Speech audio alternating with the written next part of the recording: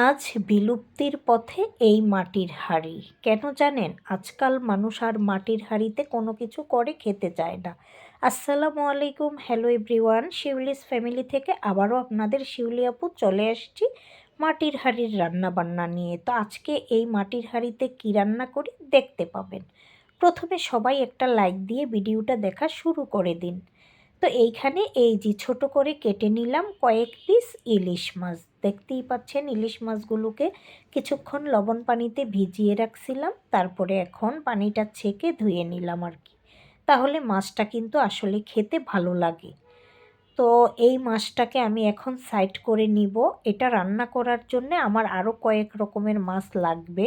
তারপরে এখানে দেখেন আমি 2 পিস এই যে রুই মাছ কেটে নিছি ছোটো টুকরো করে। তো মূলত আজকে আমার বড় বোনের জন্য এই রেসিপিটা করা, আপা যেহেতু এখন বাসায় আছে। তো এখন হচ্ছে এইখানে এই রুই মাছগুলাকেও আমি লবণ পানিতে ভিজিয়ে রাখছিলাম আর কি। তো এগুলাও ধুয়ে নিলাম, নিয়ে হচ্ছে একটা সাইড করে নিব। তারপরে দেখাচ্ছি আরও কি মাছ নিতেছি। এখন হচ্ছে এই যে দেখেন এইখানে আবার 1 পিস তেলাপিয়া মাছও আমি একদম ছোট ছোট করে কেটে নিলাম। তো এইটাতে আরও কয়েক রকমের মাছ দেওয়া যায় এই রেসিপিটাতে। মূলত এটা হচ্ছে নোয়াখালী বিভাগের একটা রেসিপি। তো নিশ্চয়ই আপনারা বুঝতে পারতেছেন কি রেসিপি হতে যাচ্ছে আর কি। তো এই যে দেখেন সবগুলো মাছ প্রসেস করে নিলাম। আর অন্য মাছ দেওয়ার দরকার ছিল কিন্তু বাট মনে ছিল না, এখন আর মাছ কাটতে পারবো না। তো ফুল রান্নার প্রসেসিংয়ে যাওয়ার আগে আরও কাটাকাটির ব্যাপার স্যাপার আছে। এখানে পেঁয়াজ কেটে নিছি, ধনিয়া পাতা, একটা টমেটো কেটে নিছি চিকন করে, আর কিছু কাঁচামরিচ ফালি করে নিলাম। এখন হচ্ছে মূল প্রসেসিংয়ে যাব, রান্নাটা কিভাবে করব সেটা দেখাচ্ছি। তো এই যে দেখেন মাটির হাঁড়ি বললাম, মাটির হাঁড়ি কিন্তু এটা কিনে আনা হয় নাই। একজন হচ্ছে দই পাঠিয়েছিল আমাদের বাসায়। তো ভাবলাম যে দইয়ের হাঁড়িটা কিন্তু অনেক বড় ছিল, আর এই দইয়ের হাঁড়িটা আমি কিন্তু ফেলে দেই নাই। হাঁড়িটাকে সুন্দর করে ধুয়ে চুলার উপরে দিয়ে শুকিয়ে নিছি। এখন হচ্ছে এই হাঁড়ির ভিতরেই দিয়ে দিলাম কিছু পেঁয়াজ কুচি আর কিছু কাঁচামরিচ ফালি করে রাখা। ভাবলাম রেসিপিটা যেহেতু করব আজকে মাটির হাঁড়িতেই করি আর কি। এখন হচ্ছে পরিমাণ মতো লবণ দিয়ে দিলাম। পরিমাণ মতো লবণটা দিব, তারপরে তো আরও অন্যান্য মশলাপাতি দিতে হবে আর কি। যারা এখনও লাইক দেন নাই প্লিজ লাইকটা দিয়ে পুরো ভিডিওটা ফুল ওয়াচ করে দিবেন। এখন দিয়ে দিব আমি পরিমাণ মতো যতটুকু হলুদের গুঁড়া লাগবে সেই হলুদের গুঁড়াটা। আর এই হলুদের গুঁড়াগুলো এত এত এত ভালো, আসলে ভাষায় প্রকাশ করা যাবে না। অল্পখানি হলুদ দিলেই কিন্তু কালার সেই রকম চলে আসে। আর এখন যেহেতু এই রান্নাটা করব অনেক ঝালঝাল করে, তাই কিছু কাঁচামরিচ আর এইখানে দেখেন বেশ খানিকটা শুকনো মরিচের গুঁড়া দিয়ে দিছি। তো এই শুকনো মরিচের গুঁড়াটাও কিন্তু অনেক অনেক ভালো, বুঝতে পারছেন? তো হলুদ মরিচ লবণ দিয়ে দিলাম, দিয়ে এখন হচ্ছে আমি এইখানে আরেকটু মশলা দিব, আর সেইটা হচ্ছে অল্প করে রসুন বাটা। এখানে আজকে আদা বাটা নাই, তাই হচ্ছে শুধু রসুন বাটা ছিল, রসুন বাটাই দিয়ে দিতেছি। এখন দিয়ে দিব আমি তেল। তো সরিষার তেলের গ্যালন এখনও খোলা হয় নাই, তাই আমি এখানে সয়াবিন তেলই একটুখানি দিয়ে দিলাম আর কি। ঝটপট রান্না করতে হবে, এমনিতেই রান্না লেট হয়ে যাচ্ছে বাসার অন্য কাজ করতে করতে। তারপরে হাতে দেখেন এই মশলার সাথে পেঁয়াজগুলোকে একদম কষলিয়ে নরম করে ফেলবো। দেখেন সবগুলো এইভাবে মেখে নিতেছি। তো যখন মাখা হয়ে যাবে তারপরে হচ্ছে এখানে আমার মাছটা মেশাতে হবে আর কি।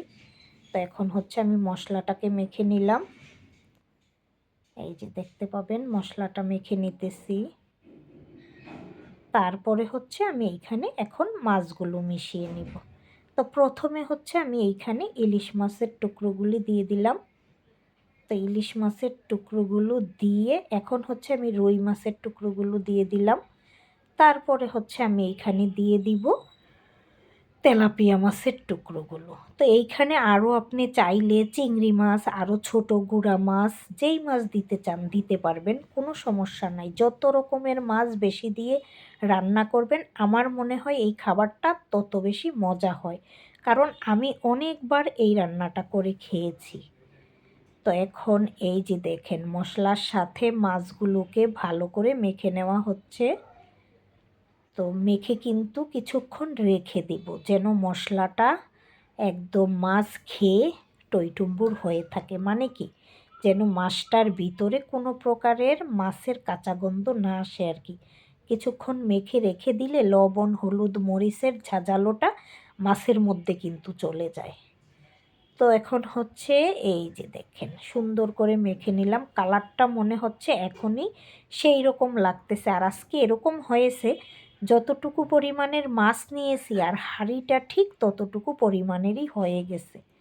তো ভাবলাম পরে টমেটোগুলি দিব, তার চেয়ে ভালো এখনই টমেটোগুলো দিয়ে দিই। তো এরকম ছড়িয়ে ছিটিয়ে একটু সুন্দর দেখা যায় যাতে, সেরকম করে কিন্তু আমি টমেটোর পিসগুলো এই মাছের উপরে দিয়ে দিতেছি। তো এই মাটির হাঁড়িতে ছোট্টবেলায় আমার দাদিকে দেখতাম শাক রান্না করতো, ডাল রান্না করতো, মাঝে মাঝে ভাতও রান্না করতো। অনেক বড় বড় মাটির হাঁড়ি ছিল। তারপরে গ্রামে তো এই মাটির হাঁড়িতে আমার চাচিরা, মা চাচিরা, আমার দাদিরা তখন হচ্ছে মুড়ি ভাজতো। অনেক বড় বড় মাটির হাঁড়িতে মুড়ির চাল নাড়তো, মুড়ি ভাজতো। মুড়ি যখন ভাজা হইতো আবার সেই মাটির কি বলে চালুনের মধ্যে ঢালতো। এখন হচ্ছে পানিটা হলুদ দেখা যাচ্ছে, মানে ওই হাত ধুয়ে সেই পানিটাই আমি এখানে দিয়ে দিলাম। একদম হাঁড়ি কিন্তু টইটুম্বুর হয়ে গেছে। দেখি আজকে ঢাকা শহরে প্রথম মাটির হাঁড়িতে রান্না করব আর কি। তো মাটির কিন্তু অন্যান্য জিনিসপত্র বাসায় আছে, বাট হচ্ছে এখন এই যে দেখেন দিয়ে এখন হচ্ছে রান্নার পালা।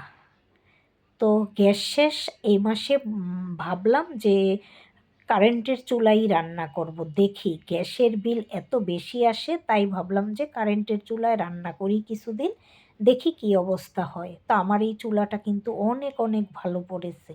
এই চুলাটা অনেক বছর হয়ে গেছে আলহামদুলিল্লাহ, তাও চুলাটা অনেক অনেক ভালো।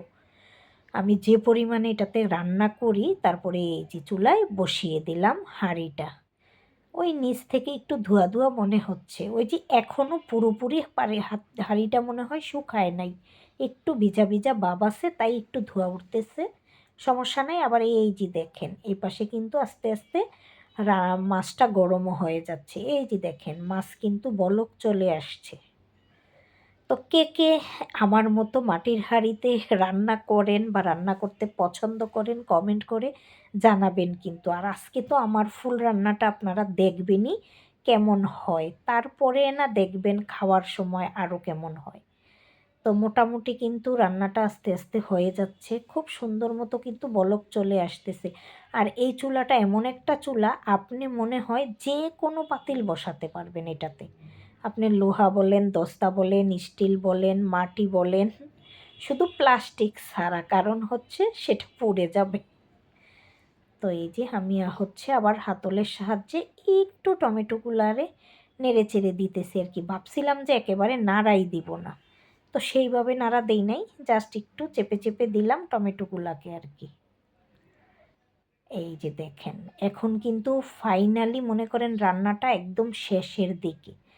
আর কি যে সুন্দর একটা ফ্লেভার আসতেছে। আমি একটা মাছ একদম আপনাদের দেখাচ্ছি। মাছটা মনে হচ্ছে খুব সফট হবে আর কি খাওয়ার সময়। এরকম মাছ কষিয়ে রান্না করলে কিন্তু আসলেই খুব মজা হয়। অন্যান্য সময়ও রান্না তো করি, তো দেখা যায় ভেজে রান্না করাটাই আমাদের খুব বেশি হয় আর কি। তো এই যে দেখালাম, দেখেন এই রুই মাছের পিসগুলো কি সুন্দর সিদ্ধ হয়ে গেছে কিন্তু। আর এটার ঘ্রাণটাই আসতেছে আসলে অন্যরকম। এই যে দেখেন, দেখতে পাচ্ছেন এই যে ইলিশ মাছের পিসগুলোও দেখতে পাচ্ছেন কেমন। তো আসলে খুব কাছ থেকে দেখাচ্ছি। আর একটা হচ্ছে ছেলে খাবে তাই উঠিয়ে নিলাম। তো এই যে বলক চলে আসছে, একদম শেষের দিকে চলে আসছি রান্না বান্নার। তো এখন তো আর চুলা অফ করব না, আর একটু সময় লাগবে আর কি।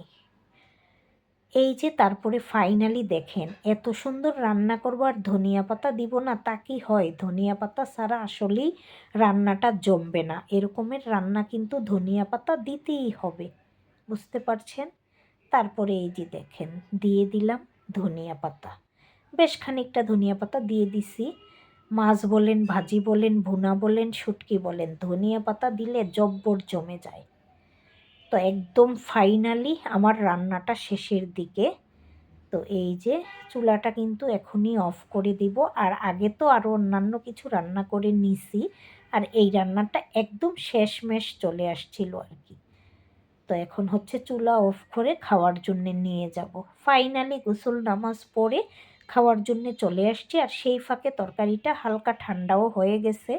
তো আজকে হচ্ছে আর কোনো বাটি বুটিতে বাড়া হয় না, এইভাবেই রেখে দিছি।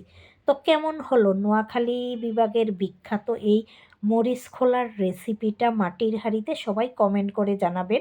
শিউলিস ফ্যামিলির সাথেই থাকবেন, বেশি বেশি লাইক কমেন্ট শেয়ার দিবেন। আসসালামু আলাইকুম, আল্লাহ হাফেজ।